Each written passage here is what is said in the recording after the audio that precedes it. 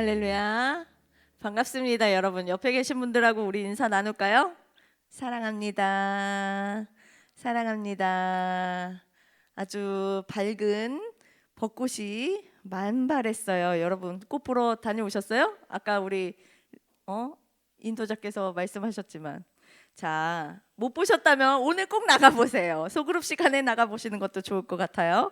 자, 오늘 하나님께서 우리에게 주시는 말씀 요한복음 말씀입니다. 신약성경 요한복음 20장, 요한복음 20장 1절부터 18절까지의 말씀입니다.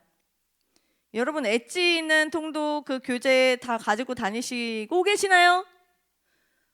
좋아요. 네, 없으신 분 뒤에 비치해 놨거든요.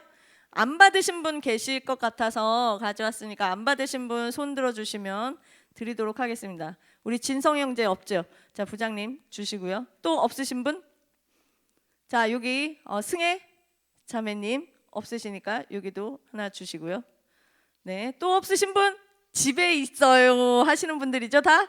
네, 가지고 다니세요. 자, 오늘은 오늘부터 말씀을 먼저 읽고 이야기를 나누도록 하겠습니다.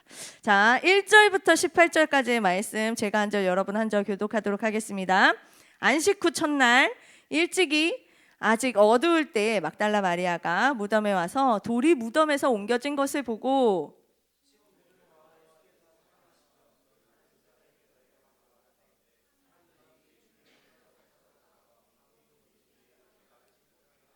베드로와 그 다른 제자가 나가서 무덤으로 갈새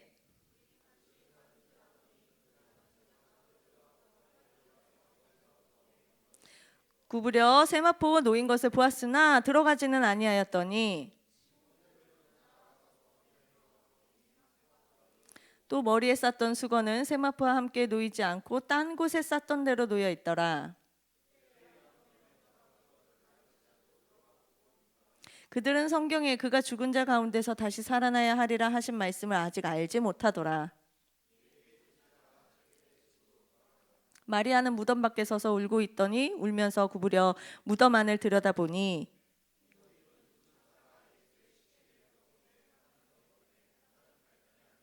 천사들이 이르되 여자여 어찌하여 우느냐 이르되 사람들이 내 주님을 옮겨다가 어디 두었는지 내가 알지 못함이니이다.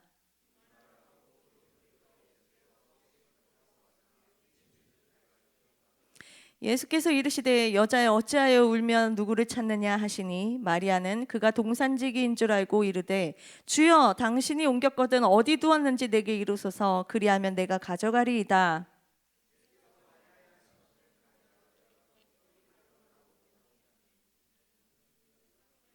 예수께서 이르시되 나를 붙들지 말라 내가 아직 아버지께로 올라가지 아니하였노라. 너는 내 형제들에게 가서 이르되 내가 내 아버지 곧 너의 아버지 내 하나님 곧 너의 하나님께로 올라간다 하라 하시니 다같이 막달라 마리아가 가서 제자들에게 내가 주를 보았다 하고 또 주께서 자기에게 이렇게 말씀하셨다 이르니라. 아멘. 오늘 말씀이 길죠? 네, 본문 말씀 우리가 오늘부터는 그리스도의 부활이라는 말씀으로 4월 한 달을 말씀을 나누려고 합니다. 그 첫 번째 말씀인데요. 엣지 있는 통독 36번 말씀이에요. 그래서 36, 37 하고 39, 40번 이렇게 말씀을 4월 달에는 나눠볼 겁니다. 그렇게 아시고 같이 묵상하고 소그룹 시간에 핵심 본문 같이 읽고 질문들 나눠보면 좋을 것 같아요. 자, 오늘은 부활의 증인이라는 제목으로 말씀을 나눌 건데요. 그 애벌레가 나비가 되려면 꼭 거쳐야 하는 과정이 있어요. 그렇죠? 그게 뭐예요? 번데기가 되어야 돼요. 자, 딱딱한 번데기가 되어야 되는데 그 번데기가 된 시간에는 아무것도 먹지 않고 아무것도 안 하는 것처럼 죽은 것처럼 가만히 있는데 그 속에서는 여러 가지 화학 반응들이 막 일어나면서 그가 다른 모습으로 애벌레가 나비의 모양으로 변하게 되는 거죠. 자, 나비가 되어서 날아가려면 어떻게 돼요? 그 딱딱했던 그 껍질을 번데기에서 벗어나야 되는 거죠. 그래서 탈출해서 밖으로 나와야 되는 거예요. 우리가 나무에 매달려 있는 빈 껍데기를 보면서 번데기 껍데기를 보면서 우리 뭘 생각하나요? 여기서 나비가 되어서 날아갔네? 라고 생각을 합니다. 자, 예수님께서 모진 그 고난과 고통을 다 받으시고 십자가에서 죽으셨어요. 그리고 끝까지 예수님을 지켰던, 그리고 가장 먼저 예수님을 찾아왔던 그 사람이 있었는데 바로 오늘 같이 읽었던 막달라 마리아였다라는 거예요. 자, 그녀는 일찍이 안식일 첫날, 이제 안식 후 첫날에 막 예수님 앞에 왔어요. 향유를 바르려고. 그래서 막 왔는데 무덤 문이 열려 있는 걸 보고서 깜짝 놀라는 거죠.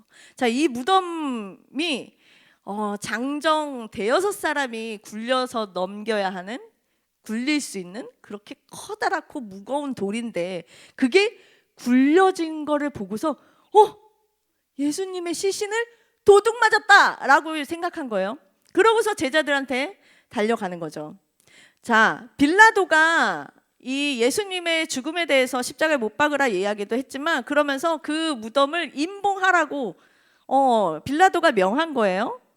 그래서 빌라도에 의해서 임봉되었기 때문에 아무나 함부로 그 무덤을 열 수가 없었습니다. 근데 너무나 큰 돌이기도 했고, 마리아가 이 마가복음에 보면요, 마리아를 비롯한 여러 여인들이 같이 무덤가에 오고 있어요. 가면서 이제 향유를 바른다고 하는데 그 이제 유대인 관습 가운데 이제 예수님의 시신을 향유를 이렇게 바르는 그 관습을 가지고서 예수님한테 바르러 가야지 하고 같이 올라가는 거예요. 가면서도 생각한 거죠. 그 큰 돌을 어떻게 옮기지? 누구한테 옮겨달라고 하지? 거기 누가 있을까? 하고 어떻게 옮길까? 하고 마가복음 16장에 고민하는 것들이 보여요. 자, 그렇게 걱정하면서 갔는데 돌이 이미 굴려져 있었다라는 거예요. 자, 그래서 황급히 제자들한테 갑니다. 뭐라고 얘기해요? 예수님의 시신이 없어졌어. 도둑 맞았나 봐. 라고 이야기하는 거예요. 자, 베드로와 요한은 예수님의 무덤으로 막 다름질하면서 옵니다. 자, 누가 먼저 도착했냐면 요한이 먼저 도착했어요. 요한이 도착해서 거기에 세마포만 있는 걸만 보면서 이렇게 살펴보고 있는 중에, 그러니까 성격대로 하는 거예요. 믿음도 성격대로 믿는다고 막 얘기를 하는 것들이 있는데 요한은 좀 신중하게 그렇게 봤던 반면 베드로는 성격이 급했다라고 여러분도 들어보셨을 거예요. 성격 급한 베드로는 오자마자 그냥 들어가는 거예요, 무덤에. 그래서 봤는데 없어. 없어. 그러니까 요한도 들어가서 봤죠. 제자들이 보고서 알았어요. 예수님이 안 계시다라는 거예요. 자, 예수님의 시신을 꽁꽁 이렇게 싸며 놓았던 세마포가 그대로 있는 거예요. 예수님 누워있던 그 무덤에. 그런데 머리를 감싸고 있던 수건은 어떻게 되었냐? 우리가 말씀에 읽었죠. 7절에 보면 20장 7절에 다른 곳에 개어져 있었더라라고 말씀하고 있어요. 그대로 예수님이 거기서 만약에 가져갔거나 뭐 이랬으면은 그대로 놓여 있거나 아니면은 없어졌거나 이래야 되는데 옆에 예쁘게 개어져 있었다라는 거예요. 자, 무덤 속에 들어간 그 제자들은 예수님이 계시지 않다라는 걸 알았어요. 그 사실을 믿었어요. 그런데 그게 부활이다라고 확신하지는 못했다라는 거예요. 자, 9절에 보면요, 그들은 성경에 그가 죽은 자 가운데서 다시 살아나야 하리라 하신 말씀을 아직 알지 못하더라. 이에 두 제자가 자기들의 집으로 돌아가니라 라고 말씀하고 있거든요. 누가복음 24장의 말씀에는 이렇게 얘기해요. 제자들이 그 된 일을 보고 놀랍게 여기며 돌아가니라. 놀랍게 여겼대요. 자, 예수님께서 그 제자들에게 원하셨던 반응이 있으셨을 거예요. 예수님이 부활하신 것을 보고 예수님이 안 계신 것을 보고서 어떤 반응을 하기를 원하셨을까요? 바로 예수님이 부활하셨어! 너무너무 기뻐하는 그 반응. 그래서 사람들에게 전하는 거를 예수님은 예상하셨겠죠. 그거를 원하셨을 거란 말이에요. 그런데 그들은 놀랍게 여기며 그냥 기이히 여겼다. 이게 어떻게 된 일이지? 라고 생각하면서 돌아갔다라고 이야기하고 있어요. 자, 예수님의 부활의 증거가 뭘까요, 여러분? 그 상황 가운데 예수님이 부활하신 그 증거가 뭐예요? 바로 비어있는 무덤이에요. 빈 무덤이 예수님의 부활의 증거입니다. 우리가 비어있는 번데기 껍데기를 보면서 나비가 되어서 날아갔나 봐 라고 알듯이 비어있는 그 무덤을 보면서 예수님이 살아나셨네 라고 우리는 예수님이 하셨던 그 말씀을 기억해내고 그 말씀에 확신이 생겨야 하는데 그렇지 않았다라는 거예요. 자, 말씀을 내 마음에 심겨두지 않고 내 마음에 담아두지 않고 있으면요, 내 자신의 그 고정관념과 또 내 확신과 그리고 내 틀에 맞춰서 그렇게 갇혀서 있으면 하나님의 섭리를 우리는 알 수가 없는 거예요. 하나님의 역사를 알아볼 수가 없는 거예요. 우리가 잠을 잘 자려고 암막 커튼 치고 안대까지 하고서 자죠. 그러고서 이때 자면 지금 이게 낮인지 밤인지 해가 중천에 떴는지 알지 못한다는 거예요. 그와 같이 영적인 눈이 가려져 있으면 하나님께서 말씀하시는 참 뜻이 무엇인지 우리는 알아채지 못한다라는 겁니다. 자, 예수님의 부활을 알지 못하니까, 그 예수님의 부활을 믿지 못하니까 내 안에 뭐가 없어요? 기쁨이 없는 거예요. 증인으로 살아낼 수가 없는 거예요. 자, 제자들이 그렇게 집으로 돌아갔습니다. 그리고 그 무덤가에는 누가 있었어요? 막달라 마리아가 혼자 울면서 있었어요. 빈 무덤을 지키고 있었죠. 그녀가 흘렸던 그 눈물의 의미가 뭐였을까요? 그녀는 예수님을 사랑했어요. 예수님을 그리워하는, 너무나 사랑이 담긴 눈물이지만 슬픈 눈물이었어요. 왜 그녀가 슬프게 울었어요? 부활을 믿지 못했기 때문에. 그거를 부활이라고 생각하지 못했기 때문에 슬퍼하고 있었다라는 것이죠. 자, 예수님이 그녀에게 다가오십니다. 그런데 마리아는 예수님을 봤어요. 돌아서서 봤는데 예수님인 줄 알지 못하고 누군 줄 알았대요? 동산지기인 줄 알았대요. 그래서 이 얘기하는 거죠. 혹시 우리 선생님 시신을 가져갔어요, 당신이? 그럼 어디다 두었는지 나한테 좀 알려주세요. 내가 가져갈게요 라고 이야기하는 거예요. 자, 왜 예수님을 왜 알아보지 못했을까요?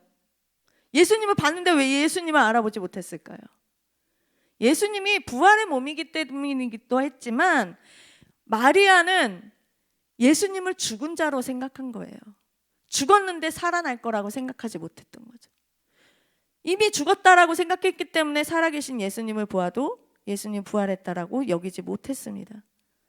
그러니까 그래서 부활의 그 기쁨을 앞에 두고서 슬퍼만 하고 있는 거예요.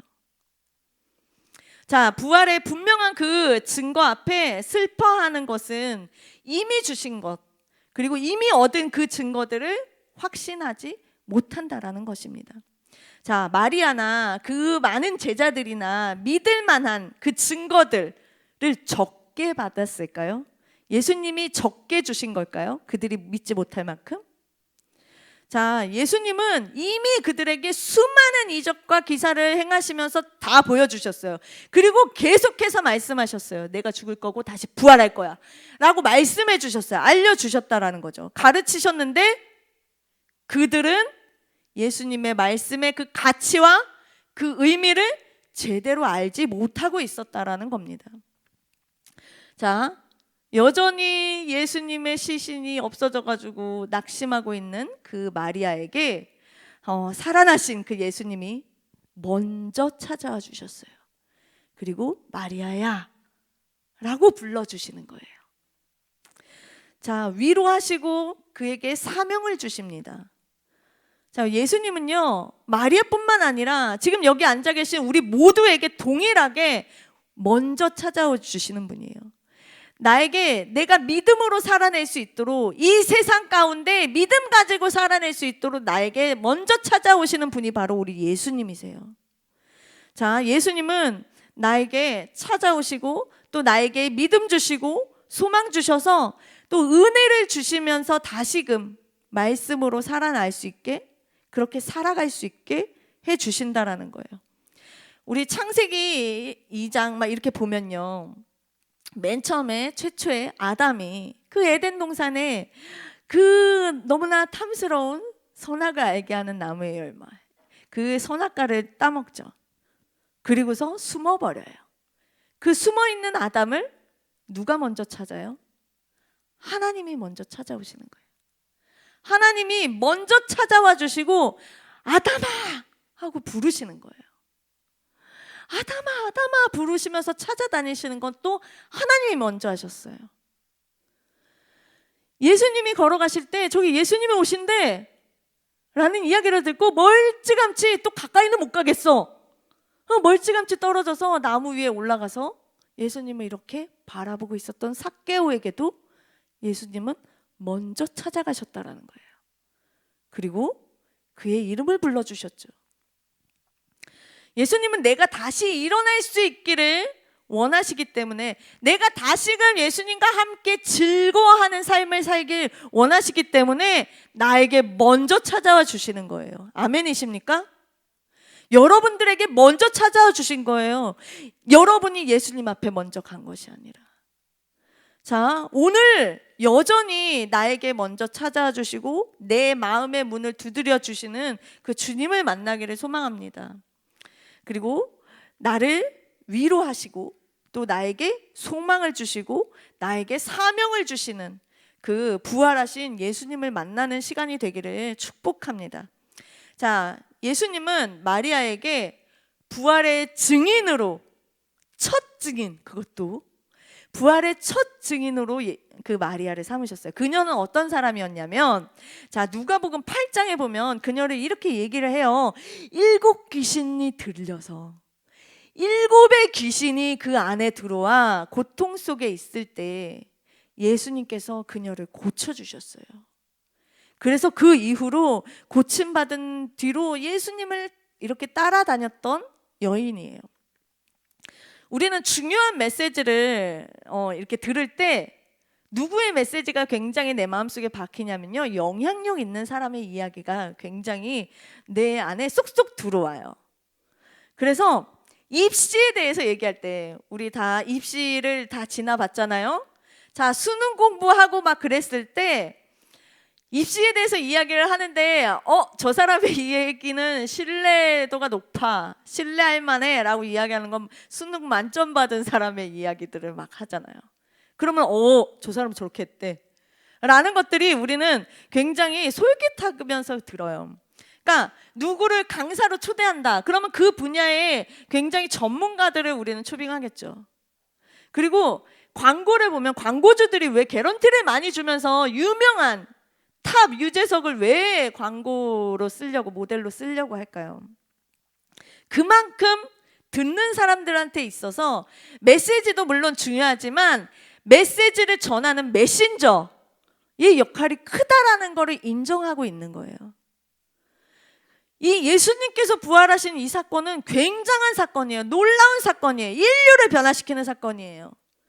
그리고 온 인류에게 전해져야만 하는 엄청난 이 사건인데, 이 일을 예수님이 누구에게 맡기셨어요? 7 귀신 들렸다가 고침받은 그 여인에게. 그 여인은 당시에는 여인들을 귀하게 여기지 않았어요.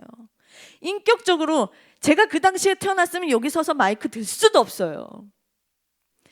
재산의 하나로 그냥 생각했던 그 여인에게 예수님이 부활하신 첫 증인으로 그녀를 삼으셨다라는 거예요. 사명을 주셨다라는 거예요. 그러니까 굉장히 파격적인 거죠. 이게 바로 복음의 역설입니다. 고린도전서 1장 18절에 십자가의 도는 멸망하는 자들에게는 미련한 것이요 구원받는 우리에게는 하나님의 능력이 됨이라. 그러니까 21절에는 이렇게 얘기해요. 하나님의 지혜에 있어서는 이 세상이 자기 지혜로 하나님을 알지 못함으로 하나님께서 전도에 미련한 것으로 믿는 자들을 구원하기를 기뻐하셨도다. 전도에 미련한 것, 목격한 자를 통해서 이루어지는 그 증인으로, 그들의 입을 통해서 전해지는 그 말씀으로 하나님 나라를 확장시켜 가신다라는 거죠. 그렇게 예수님의 부활을 증거하시는 거예요. 그러니까 전하는 내용이나 뭐 그 메신저나 아니면 그 방식, 세상의 관점에서는 굉장히 투박하고 바보스러운 거예요. 미련해 보이는 거예요. 그런데 하나님은 그런 어떤 미사여구나 가모니설로 되게 멋진 말로 포장해서, 그리고 멋진 사람으로, 영향력 있는 사람으로 세우지 않으셨다라는 거예요. 그렇게 복음을 전하지 않으세요. 연약하고 때로는 거칠고 때로는 투박하고 때로는 실패해가지고 힘들어하는 나 같은, 우리 같은 자들, 너무나 평범한 우리와 같은 그 한 사람 한 사람을 사용하세요. 그런데 그 자가 바로 예수를 만나서 변화되고 나의 삶을 통해, 내 입술을 통해 변화된 나의 삶을 이야기를 하면서 오직 예수님만 전하게 하시는 거예요. 그래서 우리의 가지고 있는 것으로 자랑하지 않고 오직 예수님만 자랑할 수 있게 말씀하시는 겁니다. 오늘 우리의 모습을 바라봤으면 좋겠어요. 나는 어떤 관점으로 빈 무덤을, 예수님이 안 계신 텅 빈 그 무덤을 나는 어떻게 바라보고 있는가? 정말 부활의 목격자들의 그 증언과 이 성경의 말씀대로 예수님의 부활을 나는 믿고 있는가? 정말 살아서 나의 삶을 역사하시고 인도하시는 그 책임지시는 그 예수님을 여러분은 믿고 계십니까? 자, 분명히 말씀은 예수님이 살아나셨다라고 이야기합니다. 그리고 예수님의 부활을 봤던 그 많은 사람들의 입을 통해 증언하고 계세요. 예수님이 부활하셨다. 자, 여전히 내 틀에 갇혀서 애벌레가 번데기 속에 왜 없는 거지? 이 번데기는 어떻게 된 거지? 애벌레는 나비가 된 그 나비를 찾는 것이 아니라 애벌레만 찾고 계신 거는 아닌지, 내 생각의 틀에, 내 사고방식에 갇혀서 그것만 보고 있는 거는 아닌지. 자, 우리 주님께서 연약한 그 여인 한 사람을 선택하셔서 부활의 첫 증인으로 삼으셨던 것처럼 주님은 바로 오늘 나를 선택하셨어요. 나에게 찾아오시고 내 이름을 불러주시고 나에게 그 사명을 주십니다. 내 사명이 무엇인지 여러분 곰곰이 생각해 보세요. 그리고 내가 어떤 모습으로, 어디에서, 어떻게 내가 입을 열어서 예수님을 증거할 수 있을까 생각해 볼 수 있게 바랍니다. 내가 어떤 모습으로 살아가야 우리 주님이 증거되어질까? 내가 어떻게 살아야 할까? 기쁨의 고민과 함께 정말 감사의 결단을 하면서 이 한 주간을 정말 주님과 동행하는 그런 시간들로 보낼 수 있는 우리 모두가 되기를 예수님의 이름으로 축원합니다. 아멘. 우리 함께 찬양하겠습니다.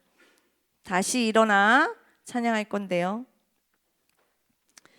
주님께서 나를 위해 부활하셨잖아요. 그 부활하신 그 주님을 다시 만나길 소망합니다.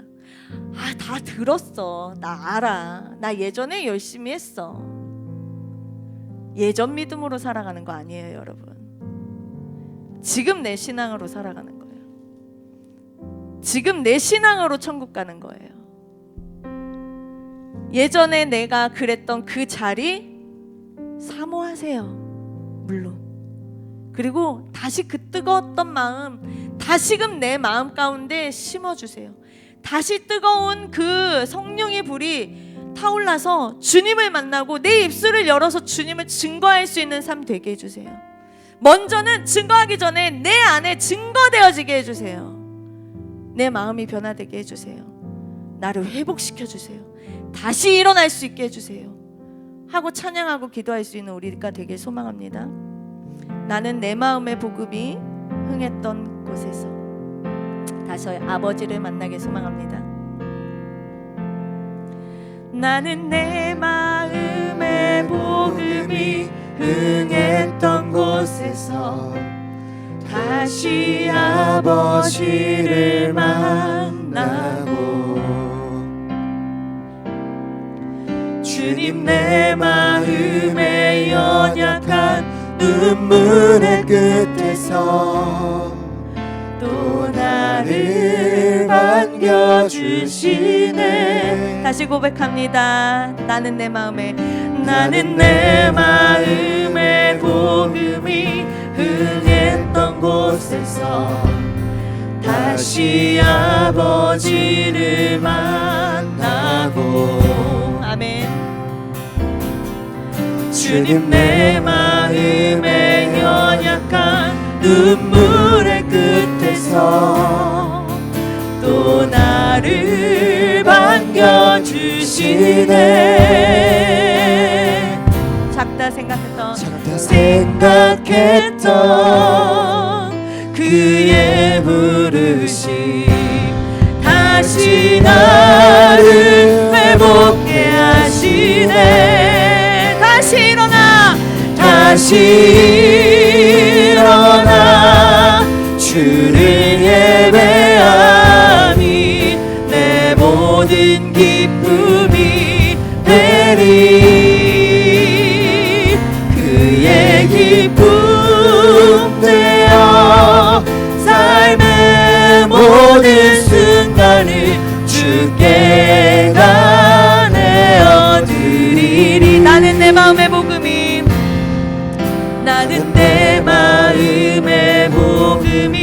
흥했던 곳에서 다시 아버지를 만나고 우리 입술을 열어 고백합시다. 주님, 내 마음의 연약한 눈물의 끝에서 또 나를 반겨주시네. 작다 생각했던 그의 부르심 다시 나를 회복해 하시네. 다시 일어나 주를 예배함이 내 모든 기쁨이 되리. 아멘. 그의 기쁨 되어 삶의 모든 순간을 주께 다 내어드리리. 다시 일어나 주를 예배함이 내 모든 기쁨이 되리. 그의 기쁨 되어 삶의 모든 순간을 주께 다 내어드리리. 소리 높여 다시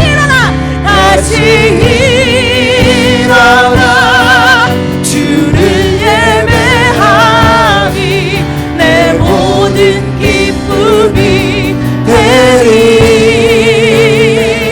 그의 기쁨 되어 삶의 모든 순간을 주께 다 내어드리리. 그의 기쁨 되어 삶의 모든 순간을 주께 다 내어드리리. 우리 같이 고백하며 기도합니다. 주님께서 나에게 먼저 오셨고 나에게 찾아 내 이름을 불러주셨고 나를 회복해 주시는 그 주님을 만나기 소망합니다. 주님, 나의 모든 것을 다하여 주님 앞에 내어드립니다. 하나님, 나를 만져주시고 나를 깨끗하게 회복하여 주시옵소서. 아버지, 멸망하는 자들이 우리 미련하다 손가락질 하더라도 하나님, 그 좁은 길이 주님이 가신 길이고 내가 가야 할 길임을 고백하며 나아갈 수 있는 믿음의 자녀를 되게 하여 주시옵소서. 우리 주여 한번 외쳐 기도합니다. 주여!